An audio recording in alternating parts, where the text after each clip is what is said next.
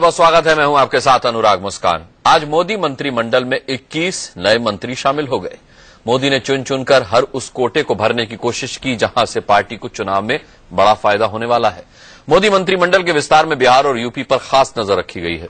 साथ ही महाराष्ट्र में शिवसेना को साधने की पूरी कोशिश की गई है। ऐसे में आज बीच बहस में बड़ा सवाल यह है कि क्या कैबिनेट विस्तार में लालू और नीतीश को एक साथ हिसाब चुकता करने का जुगाड़ है? क्या आज के शपथ ग्रहण के बाद बीजेपी और शिवसेना के बीच में गड़बड़ी होने वाली है?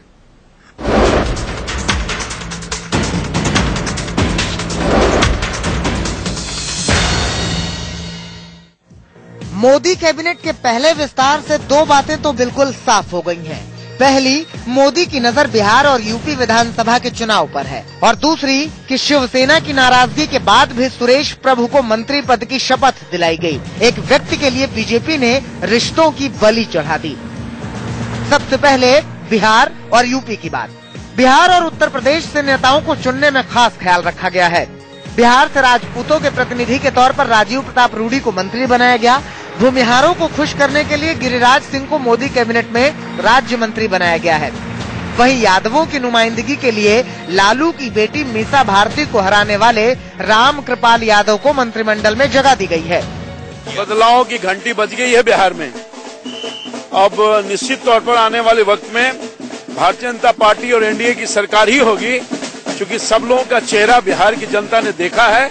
जो लोग महागठबंधन में हैं, इन सबको सफाया हो जाएगा और बीजेपी की सरकार और एनडीए की सरकार बनेगी। उत्तर प्रदेश से मंत्री बनाते समय भी जाति और धर्म से जुड़े समीकरण का पूरा ख्याल रखा गया है। मुख्तार अब्बास नकवी को मुसलमानों के प्रतिनिधित्व के लिए मंत्री बनाया गया। ब्राह्मणों को खुश करने के लिए गौतम बुद्ध नगर से सांसद महेश शर्मा को मंत्री पद दिया गया। अति पिछड़ों को लुभाने के लिए निषाद जाति से आने वाली फतेहपुर से बीजेपी सांसद साध्वी निरंजना ज्योति को राज्य मंत्री बनाया गया है। राम शंकर कठेरिया को दलित चेहरे के तौर पर मंत्रिमंडल में जगह दी गई है, लेकिन मोदी ने शिवसेना की नाराजगी के बावजूद सुरेश प्रभु को मंत्री बनाया।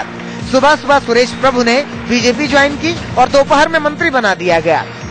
शिवसेना कोटे से अनिल देसाई को मंत्री बनाया था। अनिल देसाई सुबह सुबह मुंबई से दिल्ली आए। दिल्ली एयरपोर्ट पर आने के बाद अनिल देसाई को पता चला कि उन्हें राज्य मंत्री बनाया जा रहा है। खबर है कि अनिल देसाई दिल्ली एयरपोर्ट से ही मुंबई के लिए रवाना हो गए।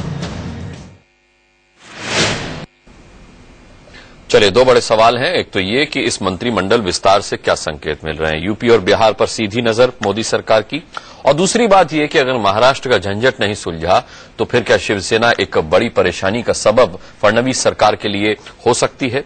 हमारे साथ इस पर बात करने के लिए अनिल बालूनी साहब जुड़ेंगे, नेशनल स्पोक्स पर्सन है बीजेपी के।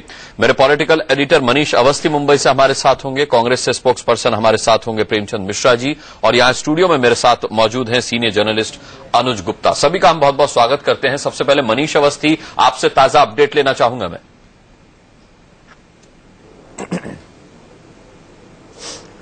अनुराग, मातोश्री पर उद्धव ठाकरे की लगातार बैठक जारी है। अपने जो शीर्षस्थ उनके नेता हैं शिवसेना के, उनके साथ बैठक चल रही है। हालांकि उससे बैठक से क्या निकलेगा, इसमें अभी थोड़ा वक्त लगेगा। जब उद्धव ठाकरे पत्रकार परिषद में वो सारी बातों का खुलासा करेंगे, लेकिन जो सेना भवन में बैठक होनी है, वो बैठक होनी है शिवसेना विधायक दल के नेता को चुनने को लेकर। वहां पर ये सारी बातों की भी चर्चा होगी कि क्या हमें सरकार में जाना चाहिए, नहीं जाना चाहिए। लेकिन अभी ताजा जानकारी आ रही है कि अनिल देसाई, जो कि अचानक सवेरे मुंबई से दिल्ली के लिए निकले थे, 1 घंटा दिल्ली एयरपोर्ट पर रुकने के बाद जैसे ही उन्हें पता चला कि उन्हें राज्य मंत्री बनाया जाना है, उसके बाद उद्धव ठाकरे ने तुरंत उन्हें आदेश दिया कि आप उल्टे पैर वहीं से वापस लौट जाएं। तो वो अभी कुछ ही देर बाद मुंबई लौट रहे हैं। और जहां तक बात है कि आखिर उद्धव ठाकरे की नाराजगी की वजह क्या है, ये जानना जरूरी है। अमित शाह से 3 बार बात होती है, लेकिन बात नहीं बनती। उद्धव ठाकरे मोदी को फोन करते हैं और नरेंद्र मोदी फोन नहीं उठाते। और इसके बाद सुरेश प्रभु, जो कि उनके पार्टी के उप नेता हैं, बीजेपी उनको अपने गोद में लेती है, लेकिन इसकी जानकारी नहीं देती और उनको कैबिनेट मंत्री बना देती है। तो ये ऐसी बात है जिसको लेकर उद्धव ठाकरे को सबसे ज्यादा झटका लगा है कि जो हमारे साथ आने की बात कर रहे हैं, वो हमें साथ लाना तो दूर, हमारे अपनों को तोड़ कर ले जा रहे हैं। बिल्कुल। मनीष अवस्थी, एक सवाल यह भी है कि किस तरीके की परेशानी शिवसेना खड़ी कर सकती है अगर उसकी शर्तें नहीं मानी गई तो? देखिए, शर्तें नहीं मानने की तो अब बात ही नहीं बची। एक मंत्री जो इन्हें शामिल होना था वो नहीं हुए।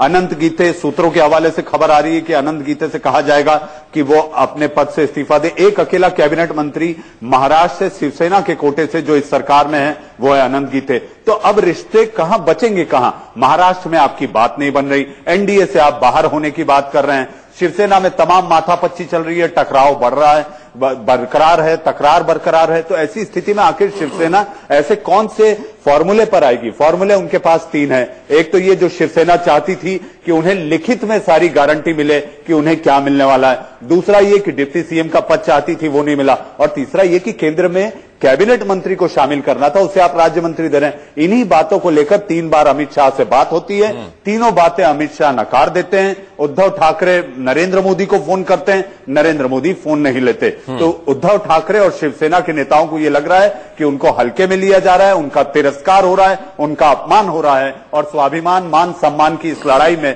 ये दोनों पार्टियां दूर होती दिखाई दे रही हैं। जी चले मनीष, इस बीजेपी शिवसेना पर हम फिर आपके पास लौटेंगे। इस वक्त हमारे साथ Anil Baluni ji phone line पर जुड़े हुए हैं, बीजेपी के national spokesperson. Anil Baluni ji, जो आज मंत्रिमंडल विस्तार हुआ, 21 नए चेहरे सामने आए हैं, इससे जो संकेत मिल रहा है उस पर आप क्या कहेंगे? 4 मंत्री बनाए गए हैं उत्तर प्रदेश से, उत्तर प्रदेश पर सीधा सीधा निशाना है। इसके अलावा लालू और नीतीश का एक तीर से ही शिकार कर दिया आपने बिहार से 3 मंत्री बना के। लीजिए, फोन भी कट गया अनिल बालूनी साहब का। ये सवाल अनुज गुप्ता जी मैं आपसे पूछना चाहूंगा। जी बिल्कुल, देखिए भाजपा के लिए यूपी और बिहार का चुनाव अब ठीक 1 साल बाद है और उत्तर प्रदेश का चुनाव थोड़ा दूर जरूर है, लेकिन क्योंकि प्रधानमंत्री वहां से हैं और फिर इन दोनों राज्यों ने हाल के लोकसभा चुनाव में भाजपा को 1/3 से अधिक सीटें दी हैं।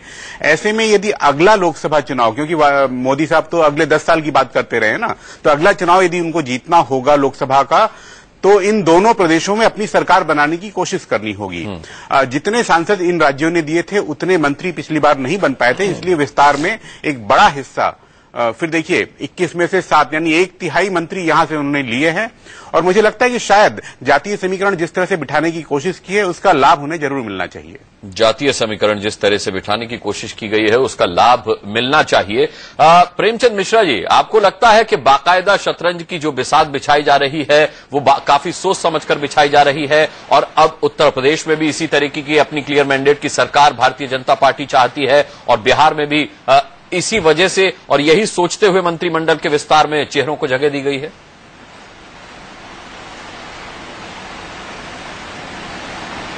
मैं ये नहीं समझ पा रहा हूं कि इस प्रतिनिधित्व को जिस ढंग से अभी अनुज गुप्ता जी बता रहे थे या दूसरे आप सब बता रहे हैं, आप किसी को कैबिनेट मिनिस्टर का दर्जा नहीं दिया, आपने स्टेट मिनिस्टर बनाया है। और उसमें अगर जातीय समीकरण की भी हम बात करें तो बिहार में 2 राजपूत मिनिस्टर हैं, एक भूमिहार को बनाया, एक कायस्थ को बनाया। पासवान जी हैं, कुशवाहा जी हैं। ब्राह्मणों को कहीं जगह नहीं मिली है, अति पिछड़ों को कहीं जगह नहीं मिली है, महादलितों को कहीं जगह नहीं मिली है। ये वो वर्ग थे जिन्होंने बीजेपी को वोट करा है। तो मैं समझता हूं कि इस विस्तार से अगर ये सोच रहे हैं कि बिहार में कोई आप इक्वेशन बना लेंगे या अपने इक्वेशन को मजबूत कर लेंगे, तो मैं ऐसा नहीं मानता। भाई गिरिराज सिंह का नाम शामिल है, रामकृपाल यादव इसमें शामिल है, आपको इक्वेशन गिरिराज सिंह को आपने लिया और सीपी नहीं, आपको ये क्वेश्चन क्यों नहीं दिखाई दे रहा है कि इसमें कीर्ति आजाद नहीं है, इसमें अश्विनी चौबे नहीं है, ये आपको ये नहीं क्यों, इसमें सीपी ठाकुर क्यों नहीं है जो एक प्रतिष्ठित नाम है भूमिहार समुदाय में जिनको हम सब भी इज्जत करते हैं, लेकिन गिरिराज सिंह ही क्यों है? क्योंकि उन्होंने इस देश के उन लोगों को कहा कि पाकिस्तान चले जाओ जिसने मोदी को वोट नहीं करा है। तो आपने अपनी पसंदगी बताई है कि मोदी जी के पसंद कोई डॉक्टर नहीं हो सकते, कोई पद्मश्री नहीं हो सकता, कोई प्रतिष्ठित आदमी नहीं होगा, वो आदमी होगा जो अलगाववाद की बात करेगा। ये गिरिराज जी के घर से 1 करोड़ से ऊपर पैसे चोरी हुए, फिर बरामद हो गए, वो पैसा किसका है आज तक क्लियर नहीं हुआ, इनकम टैक्स उसकी जांच कर रही है। ये तमाम ऐसे प्रश्न हैं जो जनता जानना चाहती है। आखिर जब आपके पास बेहतर विकल्प थे तो आपने ऐसे लोगों का चयन क्यों किया है? और वो वर्ग जिसने आपको लगातार वोट करा है बिहार में, आपने उसको कोई रिप्रेजेंटेशन नहीं दी है, चाहे महादलित हो, अति पिछड़े हो या ब्राह्मण हो। तो यह भी एक प्रश्न बड़ा है जिसका जवाब बीजेपी लीडरशिप को बिहार की जनता के बीच में देना पड़ेगा। जब आप ये कहते हैं कि नीतीश लालू सबको एक तीर से 2 शिकार करने वाले हैं, तो मैं ऐसा नहीं मानता। अनिल बालूनी जी, आप इस सवाल का जवाब देना चाहेंगे? आप एक नोटिफिकेशन निकालते हैं कि कांग्रेस के समय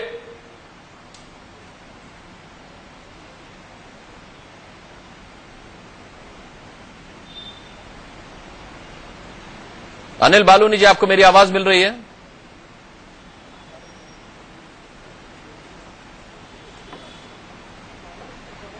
नहीं, मेरा ख्याल है अनिल बालूनी जी को हमारी आवाज अब भी नहीं मिल रही है। अनुज गुप्ता जी, ऐसा मिश्रा जी का मानना है, प्रेमचंद मिश्रा का, कि यह समीकरण फेल हो जाएगा। जी देखिए, उनका ये कहना तो सही है कि ब्राह्मण समुदाय, यहां पर बिहार का ब्राह्मण समुदाय खुद को उपेक्षित महसूस कर सकता है, लेकिन हो सकता है कि भूमिहार ब्राह्मण गिरिराज सिंह, शायद उनसे वो कोटा बीजेपी पूरा करने की कोशिश कर रही हो। लेकिन जहां तक समग्र ब्राह्मण समुदाय का मानना है, देश भर का यदि आप सोचें, तो आज जो कैबिनेट में शामिल हुए 4 लोग, उनमें से 3 ब्राह्मण हैं और ये मोदी मंत्रिमंडल ब्राह्मणों से भरपूर है। इसलिए वो समुदाय कितना नाराज होगा या नहीं होगा, ये तो आने वाला समय बता पाएगा। और अभी जहां तक महाराष्ट्र की बात चल रही थी, शिवसेना का अलग होना फिलहाल यहां और वहां भाजपा को तकलीफ में नहीं डालने वाला है। देखना होगा कि राका क्या, तो कह रहे विधानसभा चलने नहीं देंगे, क्या एनसीपी के साथ भाजपा के लंबे रिश्ते बनते हैं। यदि वो बनते हैं तो महाराष्ट्र में कतई दिक्कत नहीं आएगी। अन्यथा जो दिक्कत आएगी वो मुंबई नगर निगम और फिर अगले लोकसभा चुनाव के समय आएगी। महाराष्ट्र की आपने बात की, इसलिए मैं सवाल अनुज जी आपसे पूछ रहा हूं, क्योंकि आप कह रहे हैं कि ऐसी कोई दिक्कत बीजेपी को आने वाली है नहीं। शिवसेना इस वक्त 2 पत्ते खेल रही है। एक तो वो ये कह रही है कि हम विपक्ष में बैठेंगे और सदन नहीं चलने देंगे, उनका पूरा मंतव्य ये है कि वो विधानसभा नहीं चलने देंगे, बीजेपी को परेशान करेंगे, फडणवीस सरकार को परेशानी में डालेंगे। और दूसरा, एनसीपी और कांग्रेस से उनकी बातचीत चल रही है, वो ये भी ख्वाब देख रहे हैं कि भाई हम सरकार बना लें वहां। देखिए, एनसीपी ने अपने आप ही बिना मांगे बाहर से समर्थन घोषित किया हुआ है इस सरकार को, और मेरी सूचना है कि वो मोदी सरकार के साथ लंबे रिश्ते बनाने की इच्छुक है। यदि मोदी वो हाथ बढ़ा देते हैं, सरकार इच्छुक नहीं है ना, लेकिन उसके लिए ये ऊपर से दिख सकता है, लेकिन अंदर की शायद ये बात ना हो। सभी जानते हैं कि शरद पवार जी के साथ जो है मोदी के रिश्ते अच्छे रहे पहले से, इसलिए आगे कैसे रिश्ते बनते हैं उस पर निगाह रखनी होगी। जी मनीष, आप बोलें। अनुज जी, आपको पता है शरद पवार किस तरह के राजनेता हैं, बोलते कुछ है करते कुछ है, इस मुट्ठी की खबर इस मुट्ठी को नहीं होती। बिल्कुल। लेकिन पवार की अभी जरूरत जो है वो बीसीसीआई अध्यक्ष दोबारा बनने की उनकी जो ललक है, वो ललक बीजेपी के साथ आकर ही पूरी हो सकती है। तो ये कितने लंबे समय तक चलेगा, इस बात में ये बीसीसीआई भी एक ऐसा पेच फंस रहा है कि हां, महाराष्ट्र में अगर सरकार चलनी है तो एनसीपी बाहर से, या जो अंदाज लगाया जा रहा है कि कुछ लोगों को तोड़ा जाएगा, तोड़ फोड़ कर जो बीजेपी में बाद में शामिल होंगे, इन सारी बातों को लेकर। लेकिन इसमें बीजेपी को जवाब देना होगा कि ये वही पार्टी है, ये उसी पार्टी के नेता हैं जो जिसको नरेंद्र मोदी पानी पी पी के कोसते थे। नरेंद्र मोदी कहते थे नेचुरली करप्ट पार्टी है। तो आप जनता के बीच किस आदर्श को लेकर जाएंगे, क्या जवाब देंगे, ये सबसे बड़ा प्रश्न बीजेपी के सामने महाराष्ट्र और केंद्र दोनों में रहेगा। तब तो अनुज जी फिर परेशानी बढ़ती नहीं मनीष जी, देखिए वो आज बोल नहीं पा रहे हैं इसलिए खींच रहा है, मगर मेरा ऐसा मानना है कि 2-4 महीने का समय बीतने के बाद धीरे धीरे मौका होगा और शायद तब जवाब देने की तुरंत आवश्यकता नहीं होगी, इसलिए रिश्ते आगे बन सकते हैं।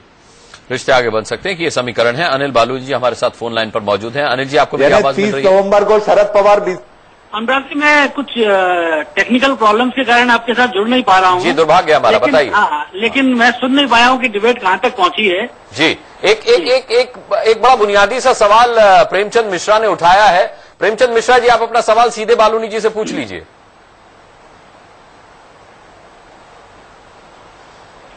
नहीं, मैं तो इस प्रश्न को इस रूप में उठाना चाह रहा हूं कि आप बिहार की अगर बात करें तो आप राधा मोहन सिंह राजपूत समुदाय से पहले मिनिस्टर हैं। आपने रूढ़ी को बनाया, रूढ़ी पहले कैबिनेट मिनिस्टर थे, राज्य बना दिया। 2 राजपूत दे रहे हैं, 1 भूमिहार दे रहे, यादव दे रहे, ब्राह्मण नहीं दे रहे, अति पिछड़ा नहीं दे रहे, महादलित नहीं दे रहे। तो आप कौन सा समीकरण बनाना चाहते हैं, ये क्या चाह रहे हैं? नंबर 1। नंबर 2, महाराष्ट्र को लेकर मैं आपको कहना चाहता हूं, इस मंत्रिमंडल विस्तार का सबसे बड़ा कोई नेगेटिव एस्पेक्ट है तो आज बीजेपी का सबसे बड़ा सहयोगी उससे दूर जा रहा है, शिवसेना। तो ये कौन सा इक्वेशन बनाया है इस कैबिनेट विस्तार में? एक भी दागी मिनिस्ट्री से बाहर नहीं हुए, बल्कि कई और दागी आ गए। बिहार से सीपी ठाकुर को नहीं लेकर आपने गिरिराज सिंह को लिया, यूपी से आपने उस साध्वी को लिया जो उस जेल के बाहर धरना पर बैठ गई थी, जो दंगाई के लोग जेल में बंद थे उनके रिहाई के लिए। तो आप मैसेज क्या देना चाह रहे हैं? तो आप जहां गुड गवर्नेंस की बात करते हैं, आप कांग्रेस की आलोचना करते थे, जवाब ले लेते। यूपीए गवर्नमेंट का कोई प्राइवेट सेक्रेटरी, ओएसडी इस सरकार में नहीं आना चाहिए, लेकिन कांग्रेसी लोग मिनिस्टर होना चाहिए। तो कथनी, तो आप जहां गुड गवर्नेंस की बात करते हैं, आप कांग्रेस की आलोचना करते थे, जवाब ले लेते। यूपीए गवर्नमेंट का कोई प्राइवेट सेक्रेटरी, ओएसडी इस सरकार में नहीं आना चाहिए, लेकिन कांग्रेसी लोग मिनिस्टर होना चाहिए। तो कथनी और करनी में बड़ा फर्क है, ये आज क्लियर हुआ है। बालूनी जी, देखिए अनुराग जी, मिश्रा जी ने जो सवाल किए हैं, अब मिश्रा जी इस देश के अंदर समाज को ब्राह्मण, राजपूत, क्षत्रिय इस तरीके से देखते हैं, और ये देखने का कारण इन लोगों की स्थिति यहाँ तक पहुंच गई है। हम कभी समाज को इन टुकड़ों में बांट के नहीं देखते हैं। हम लोग समाज को एक इस तरीके से नहीं देखते, हम एक परिवार के रूप में देखते हैं, और हम कभी समाज को इस तरह से बांटते नहीं है। इन्होंने तो आज पूरी जातियों में बांट के पूरे समाज का खंडन कर दिया है। तो बड़े दुख की बात है कि एक इतनी बड़ी पार्टी कांग्रेस के सदस्य मोदी जी का भाषण याद करा दूं?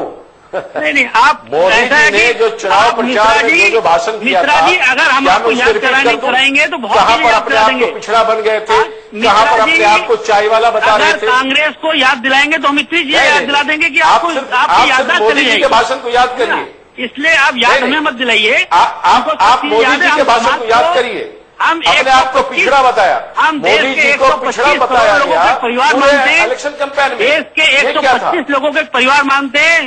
भारत के सभी लोग एक समाज का हिस्सा है। हम किसी को जाति में नहीं बांध के देख सकते। तो फिर आप ये क्यों कहते हैं कि जो मोदी को वोट नहीं दिया उसे पाकिस्तान भेज देंगे? नहीं, जो मोदी को वोट नहीं दिया वो पाकिस्तान चले जाए, यह बयान क्यों आता है? आप भी समझ, यह बयान क्यों आता है कि इस देश में रहने वाला सब हिंदू कहलाएगा? नहीं, वो आप किस चीज को, एक चीज को किस तरीके से दिखा रहे हैं, सब हम समझ रहे हैं। और आप चिंता मत कीजिए, जो आज मंत्रिमंडल बना है ये परफॉर्मेंस के बना है, सब परफॉर्म करने वाले लोग हैं। ये आपके नेताओं का भाषण है जाएंगे और आप 22 में पहुंच जाएंगे आने वाले समय। आपके नेताओं का भाषण है। मनीष अवस्थी कुछ सवाल रखना चाह रहे हैं। जी मनीष जी, आप 2 सीट पर गए थे, याद रखिएगा। अनुराग, मैं अभी ताजा जानकारी इंडिया न्यूज के दर्शकों को देना चाहूंगा। बलूनी जी जरा ध्यान से सुनिए। बोलिए मनीष। शिवसेना नेता अनिल देसाई अभी मुंबई हवाई अड्डे पहुंचे हैं और वहां पर उनके स्वागत के लिए सैकड़ों शिव सैनिक पहुंचे हैं। वहां हो क्या रहा है जरा ये सुन लीजिए बलू जी। बीजेपी के खिलाफ वहां शिवसेना के कार्यकर्ता नारेबाजी कर रहे हैं, बीजेपी को कोस रहे हैं। यही सवाल मिश्रा जी ने भी उठाया बलूनी जी, कि आप पुराने साथी को साथ लेकर नहीं चल पाए। देखिए अनुराग जी, हम कभी भी संबंधों को हमने कभी खराब नहीं किया, कभी हम संबंधों में खटास सामने लाए, है ना। हमारी तरफ से कभी इस प्रकार से कार्य नहीं। देवेंद्र फडणवीस ही थे जिन्होंने सबसे पहले बाहर आकर प्रेस कॉन्फ्रेंस में कहा था कि शिवसेना हमसे अब अलग होती है, हम शिवसेना से अब अलग होते हैं।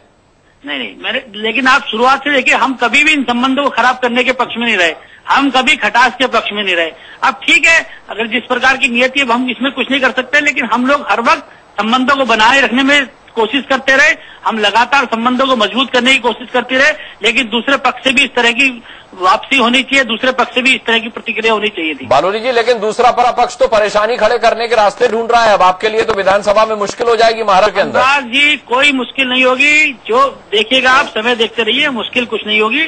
जो अच्छा होगा देखिए, आप आगे आने वाला समय देखिए। क्या परेशानी क्या रही कि शिवसेना को आप कहीं एडजस्ट नहीं कर पाए? काफी लचीले भी हुए उद्धव ठाकरे।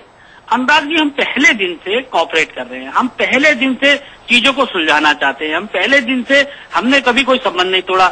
लगातार कुछ लोग हमारे ऊपर आरोप लगाते रहे कि हमने संबंधों को तोड़ा है, हमने कभी संबंधों को नहीं तोड़ा। हम आज भी संबंधों को, मैं यही तो याद दिला रहा हूं कि देवेंद्र फडणवीस ने बाहर आकर कहा था कि हमने संबंध तोड़ा शिवसेना से, अब हम शिवसेना का हिस्सा नहीं है। नहीं तोड़, हमने कभी पहल नहीं की, हमने कभी पहल नहीं की संबंधों को तोड़ने में। कितना दिखावटी हो सकती है भाजपा, सोचिए। दुनिया ने देखा, नामांकन खत्म होने के 48 घंटे पहले भाजपा ने रिश्ते तोड़े वहां शिवसेना से, और पिछले 3-4 दिनों से जो कुछ हो रहा है वो भाजपा ही च्यूटी काट रही है शिवसेना के। शिवसेना तो सरेंडर होकर के किसी तरह से रिश्ते बनाए रखने की कोशिश कर रही है और भाजपा उसका भी मौका नहीं दे रही है। नहीं अनुज जी, आपका आरोप बिल्कुल गलत है। हम कभी भी संबंधों को नहीं तोड़ना चाहते, हम संबंधों को बनाए रखने पर विश्वास रखते हैं। तो बनाए रखने के लिए क्या किया आपने? अनुज जी नहीं, अब ऐसा कि टेलीविजन सेट पर नहीं बताएंगे, लेकिन हम लोग लगातार कोशिश करते रहे। अनुराग जी, विश्वास का संकट है भाजपा और शिवसेना के बड़े नेताओं के बीच में। पिछले 6-8 महीने से ये विश्वास का संकट चल रहा है। जिस दिन 26 मई को सरकार बनी थी, अनंत गीते एकमात्र मंत्री शिवसेना के जब शामिल हुए थे, उनका कहना था 18 हमारे सांसद हैं, हमारा कोटा अधिक होना चाहिए। और जब भारी उद्योग मंत्रालय दिया गया, जिसे लेने के लिए शिवसेना तैयार नहीं थी, तब मोदी साहब ने खुद फोन करके कहा था अभी ले लीजिए, आगे हम देख लेंगे। और आगे देख लेंगे माने ये आप शिवसेना चाहती नहीं, आप चाहते हैं सुरेश प्रभु उनके मुंह में डाल दें। और जब नहीं किया तो आपने उनको अपनी तरफ ले लिया आज सुबह। और फिर वो जो अनिल देसाई जो राज्यसभा के सांसद, उनको जब मंत्री बनाने के लिए भेजा तो आप उनको केवल राज्य मंत्री बना के छोड़ देना चाहते थे। ये रिश्ते चलाने की निशानी नहीं है, ये दूर भगाने की निशानी है। नहीं देखिए, तो प्रधानमंत्री जी का प्रोरोगेटिव है, किसको क्या बनाएंगे। स्वाभाविक है, उन्हीं का प्रोरोगेटिव है, वो वही कर रहे हैं। उसको आप और हम कोई तय नहीं कर सकते, ये उनका प्रोरोगेटिव है। किसको मंत्री बनाना चाहते हैं, किसको राज्य मंत्री बनाना चाहते हैं, किसको स्वतंत्र प्रभार देना चाहते हैं। लेकिन ये बात जरूर था कि हम लोग उनको मंत्रिमंडल में शामिल करना चाहते थे, और हम लोग संबंधों को में कोई खटास पैदा नहीं करना चाहते। नहीं, लेकिन संबंधों को आप बना के रख भी नहीं पा रहे बलूनी जी, और आप ये भी कह रहे हैं कि भविष्य में आपके लिए परेशानी भी नहीं बनेगी शिवसेना। नहीं, परेशानी नहीं। अब अगर कोई दोनों हाथों में लड्डू कैसे होंगे आपके? आप बताइए, हम क्या कर सकते हैं? अगर कोई आदमी साथ नहीं रहना चाहेगा तो हम कैसे उसको जबरदस्ती? तो फिर ये तो मानिए कि वो आगे आने वाले समय में परेशानी बनेंगे आपके लिए। नहीं, परेशानी नहीं बने पाएंगे, हम अपने हिसाब से करेंगे। हम देखेंगे राज्य की, देखिए जो जनादेश हमको दिया जनता ने, हम उसको। अरे बलूनी जी बोल दीजिए। एक तो हेलो बोल दीजिए, हर चीज आप तुझा के देना चाहते हैं शिवसेना को। नहीं, ये आप लोगों का सोचने का तरीका हमारा, हम इस तरह की संस्कृति, इस तरह का दर्शन हमारी पार्टी का नहीं है। नहीं, भाजपा आत्मविश्वास से भरी हुई है, उसी अति आत्मविश्वास में शायद इस तरह की। पर गुब्बारे में ज्यादा हवा अगर अनुज जी भर जाए तो गुब्बारा फूट भी जाता है। खैर वो स्थिति ना आए, ये चिंता मत कीजिए। ये लोग बहुत सोचते रहेगा ये गुब्बारा फूटेगा, ये गुब्बारा फूटने वाला नहीं है। ठीक है, बहुत बहुत धन्यवाद करना चाहेंगे सभी का बीच बहस में जुड़ने के लिए। अब किस तरीके के समीकरण बिठाए गए हैं, किस तरह से यूपी और बिहार पर नजर है मोदी सरकार की, भारतीय जनता पार्टी की, क्या उसे समीकरण से लाभ होता दिखेगा, ये खैर भविष्य बताएगा। भारतीय जनता पार्टी और शिवसेना का क्या होगा, इनका क्या भविष्य है, ये 6:30 बजे तक का इंतजार करना होगा। उद्धव ठाकरे जब प्रेस कॉन्फ्रेंस करेंगे तब काफी स्थिति साफ हो जाएगी कि शिवसेना का क्या रुख है और कितनी बड़ी परेशानी वो महाराष्ट्र में भारतीय जनता पार्टी के लिए, फडणवीस सरकार के लिए बन सकते हैं। फिलहाल बीच बहस में इतना ही, एक छोटा सा ब्रेक ले रहे हैं।